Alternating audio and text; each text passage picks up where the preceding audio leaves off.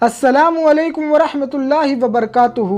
दोस्तों, एक कैसे डाकू अल्लाह वाला बन गया, आज का वाक़या मैं यही सुनाऊंगा। दोस्तों, आज का वाक़या बड़ा ही दिलचस्प है। जब आप इस वाक़ये को सुनेंगे तो आप भी सोच में पड़ जाएंगे। दोस्तों, मैं आप सभी को बता दूं कि जब मैंने ये वाक़या पहली बार सुना था तो मैं भी कुछ देर के लिए सोच में पड़ गया था।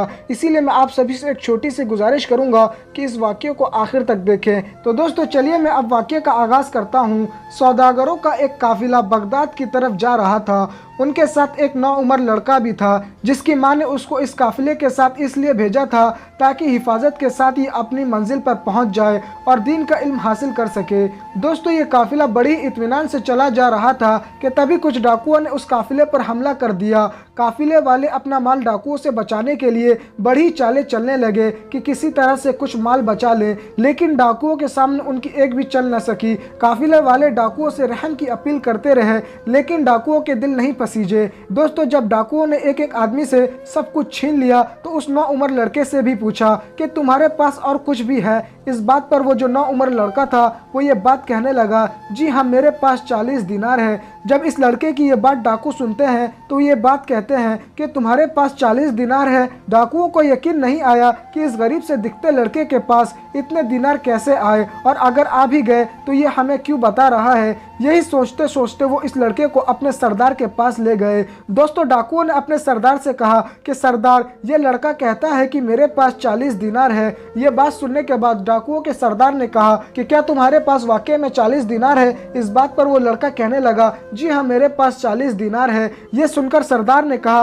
अच्छा तो कहाँ रखे हैं। इस बात पर वो लड़का कहने लगा कि जी, मेरी कमर से एक थैली बंधी हुई है, उसी में 40 दिनार रखे हुए हैं। दोस्तों, जब सरदार ने लड़के की कमर से थैली खोली तो उसमें वाकई में 40 दिनार थे। सरदार हैरत से कुछ देर उस लड़के को देखता रहा, फिर उस लड़के से पूछने लगा कि तुम कहाँ जा रहे हो। इस बात पर वो लड़का कहने लगा कि मैं दीन का इल्म हासिल करने के लिए बगदाद जा रहा हूँ। ये बात सुनकर डाकुओं का सरदार कहने लगा, क्या तुम्हारा वहाँ कोई जानने वाला है। इस बात पर वो नौउम्र लड़का कहने लगा, जी नहीं, मेरी अम्मी ने मुझे 40 दिनार दिए थे ताकि मैं इत्मीनान के साथ दीन का इल्म हासिल करूँ, क्योंकि एक अजनबी शहर में मेरी ज़रूरतें कौन पूरी करेगा और क्यों मैं किसी का एहसान उठाऊं। सरदार बड़ी दिलचस्पी और हैरत के साथ उस लड़के की बातें सुन रहा था और वो ये बात सोच रहा था कि इस लड़के ने ये दिनार छुपाए क्यों नहीं और बता क्यों दिए। अगर ये छुपा लेता तो हम लोग तलाश करने पर भी नहीं पा सकते थे, और ये लड़का एक अजनबी शहर में तालीम हासिल करने जा रहा है और इसके सारे खर्च का दारो मदार इसी रकम पर है।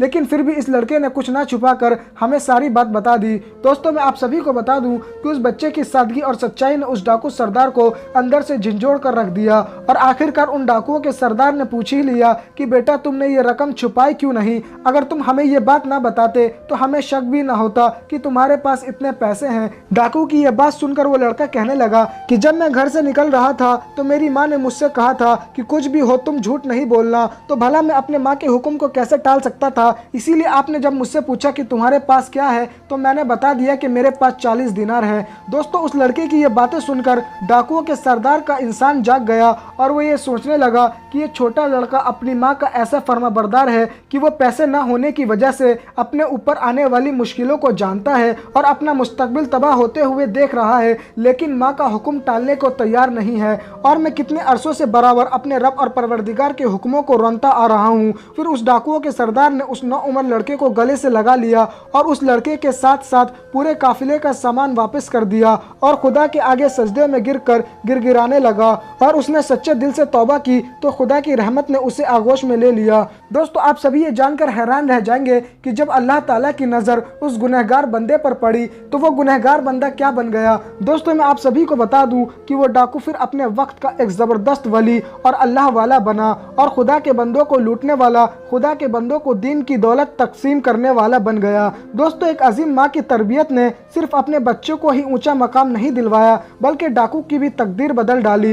दोस्तों, आप सभी ये जानकर हैरान रह जाएंगे कि आखिरकार वो नौउम्र लड़का कौन था। तो दोस्तों, मैं आप सभी को बता दूं कि ये वही होनहार लड़का था जिसको सारी इस्लामी दुनिया अब्दुल कादिर जिलानी के नाम से जानती है, यानी गौस पाक रज़ी अल्लाह ताला अन्हु की। ये वही लड़का था जो वलियों का सरदार बना, यानी जिनका कदम मुबारक सारे वली अल्लाह के कंधों पर हैं और जिनका नाम आते ही दिल अकीदत और एहतराम से झुक जाता है। दोस्तों आपको ये वाक़या कैसा लगा हमें कमेंट करके ज़रूर बताइएगा। और अगर आप गौस पाक रज़ी अल्लाह ताला अन्हु के चाहने वाले हैं, उनसे मोहब्बत करते हैं, तो कमेंट बॉक्स के अंदर या अब्दुल कादिर जिलानी ज़रूर लिखिएगा और इस वीडियो को ज़्यादा से ज़्यादा शेयर कीजिएगा। तो दोस्तों आज के लिए बस इतना ही, जब तक के लिए अल्लाह हाफ़िज़।